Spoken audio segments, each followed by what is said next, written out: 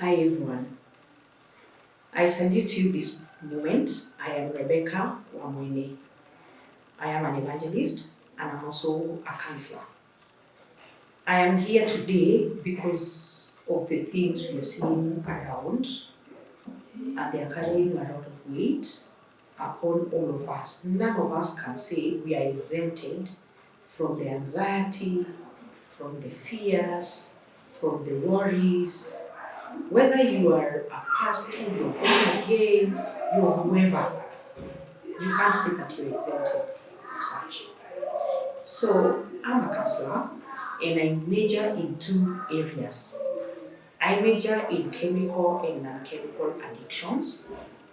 What are chemical addictions? Chemical addictions are everything that are drugs. Sometimes people try to exempt alcohol and think that alcohol is not a drug. Yeah, it is not, but then it is a substance. And whenever we talk about drugs, we can never wish away alcohol as a substance. So, for that reason, when I'm talking of chemical addictions, alcohol is inclusive.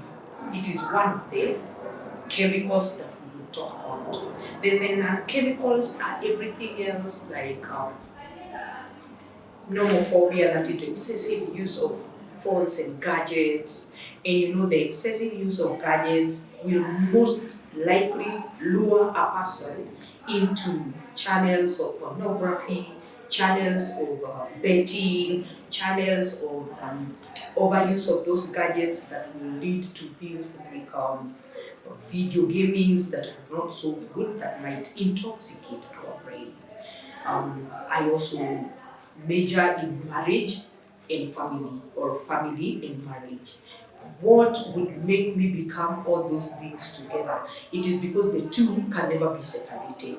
Marriage and family, and substance and I mean chemical and non-chemical addictions most of the times move hand in hand. Many of the marriages that break, they break because of those things. Like for example, you find a husband will come, take the phone of the wife, begin strolling through, and they will find messages, begin fighting about them. If it is not such, the wife will come, pick the phone, call this lady, I'm imagining they're moving with my husband, I need to call and hear what it is they're saying. And especially at a time like now that we're seated at home, we have been commanded to social distance by the COVID-19 protocols. They have put us in a situation where we must remain at home. And many of the times we are together, more often than not, we are together. You will find that many fights, many wars will be born out of such things. Now, as a counselor, I have observed several things, and some of them are in the public domain. One of them being our young people. And when I talk about youth, I don't want to cluster them like the way we do cluster them. But I would want us to even separate them with their ages and their level of development. So, but most importantly, I may focus on our teenagers who have just finished Form 4. We are seeing it all over social media. And we see that they have posted photos, some of them are nude, they are seated, they are calling it finishing Form 4 in style. And the style they are talking about is the sexy style. So for them, style is anything to do with sex, anything to do with nudity, anything to do with exposing their private parts, anything to do with hugging and clinging on each other. To them, that is style. So the other thing I have observed is the reaction, people's reaction towards the so-called style. Some people made very hostile comments on Facebook in how these children are failures, how these children are useless, how they will become Django people in house helps, they will become maids, they're totally lost. That is the kind of comments I observed.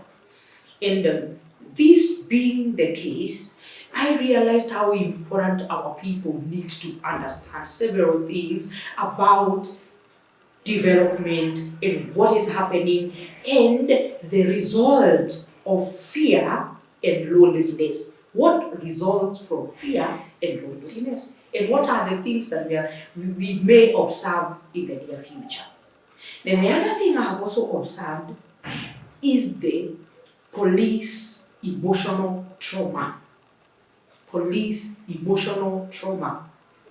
Our police officers in the past, we used to complain that they're shooting our people, they're using a lot of force, they are harassing our men out there, they are harassing our women, they're doing all manner of things. That is the complaint we used to have before.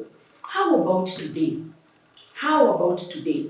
Their trauma, their emotional pains, their mental instability has spilled over to the highest organs of this nation. The highest organs of this nation. Why do I say so? Recently, we saw one of our police officers, a very young man, one who would be clustered among the bracket of the youth. He shot dead the wife and also shot himself. So both of them died. And who was this police officer? He is said to be one among the bodyguards of Matiang'i. Who does not know who Matiang'i is in this country? So, the emotional trauma has spilled over to the highest organ of this nation.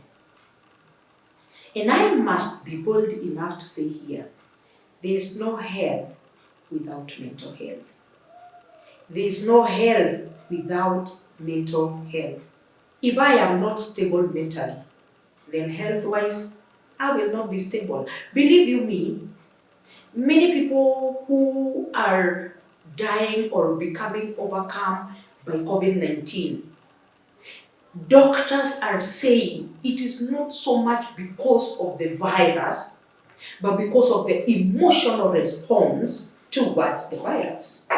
The psychological response towards the virus. The virus brings in anxiety, stress. When this comes, the blood pressure rises. It cannot be controlled because of fear. What else happens? So the sugars rise and they become uncontrollable. And when it gets out of hand, we lose the person or the people. How about working on our psychological welfare? How about working on our mental health? How about putting our emotions on check? Maybe it would make our life easier, even in lockdown. It would make us relate better with the significant others. It would make us at least be able even to fight the virus and overcome. So today, as I sit here, I'm thinking of about two things that we need to do. Two things that we need to do. Number one, we need to change our mindset. We need to change our mindset. And changing our mindset begins with how I see myself. The definition I have about I. The most important person, if today everything was removed from me, including the clothes I'm wearing, there's one thing that can never be removed from me, and that is what I will even carry to the grave, and that is I. The me, the self. I will go with it to the grave. It can never be removed from me. That being the case, I must be very, very careful with I. And that is why even Jesus, in speaking to us and summarizing the commandments, he says, love your neighbor. And then he explains how to love the neighbor. So simple, as you love yourself. So the measure I give to myself is the measure I will be able to give to the neighbor. The way I love myself is the way I will be able to love my neighbor. If I love myself and I wouldn't want to cut my finger and see blood shedding, then I will not also stab my neighbor with a knife, because I will not want to see bloodshed. If I love myself to the extent that I will observe hygiene and I will not want to see them suffer from COVID-19, then I will not wait for anybody to tell me to put on a mask or even to social distance. Because I love you. That is why I have to stay far away from you. That is why I have to come to you with a mask. That is why I will not hug you at this particular moment. Because I love you the way I love myself. So number one is about mindset change. What is my self-image? What is my self-worth? What do I tell myself about me? Then and only then will I be able to think or sieve, or even weigh what I tell those others. I will not just let a bombshell fall when I talk about them. I will be very, very careful because I care about them. Then number two, we must do what we call decluttering. Decluttering. What is to declutter? I want to do a very simple illustration here. With me are my serviettes. Here are my sanitizers. These ones. This is my handsets. This is everything here. All over. The books are here. My cup of water. Everything. Just look at that and see. How beautiful is my table? It isn't. Actually, it looks like someone who is so disorganized. This lady, she came to the office and she can't even at least organize the table or make it smarter. And there's nothing for throwaway here. Everything is very important here. Everything is meant to be used. But then, it is making even the eyes tired. I will not even be able to work from this table. I will feel so emotionally drained because of my table. It looks so shabby. Everything is all over. So, decluttering your brain, and my brain means organizing ideas, organizing the thought process, organizing my perceptions, organizing everything about me. There's some ideas in your head that you first have to put away, kidogo tu, just push it aside. Uiweke tu vizuri, uipange vizuri. What is most important? What is urgent? Uipange tu vizuri. It doesn't mean that these ones are supposed to be in the dustbin. No, they're supposed to just be arranged and organized very well. And then the table will look organized. And even when a guest gets in here, if it is a client, they will see an organized office, and so they will be able to believe in the counselor they have met. Why? The counselor is organized. Declutter your brain. Declutter your mind. How do you do that? Get rid of some ideas that always put you down. Some of them are supposed to be thrown away to the dustbin. I have a dustbin in my office where I throw everything, that is not supposed to be, for the office, even for my cabinets. I pull them and I throw some in the dustbin, and the others I organize them and I arrange them. I will be working with you in a 10 series session where we will be learning on how to change our mindset, not only for today, but for even the future, to make you better. And I will also help you to declutter your brain, your mental processes, to declutter them. I will work with you for those 10 sessions so that we can know how can we declutter. What are the things that are supposed to be thrown away? What are the ones that are supposed to be organized? How do I know what is important, what is urgent? And how do I organize them in a way that they will not weigh me down? They will not bring mood disorders, depression. They will not bring me anxiety disorders. They will not bring me phobia and fear. They will not put me in flight and fight or freeze mode.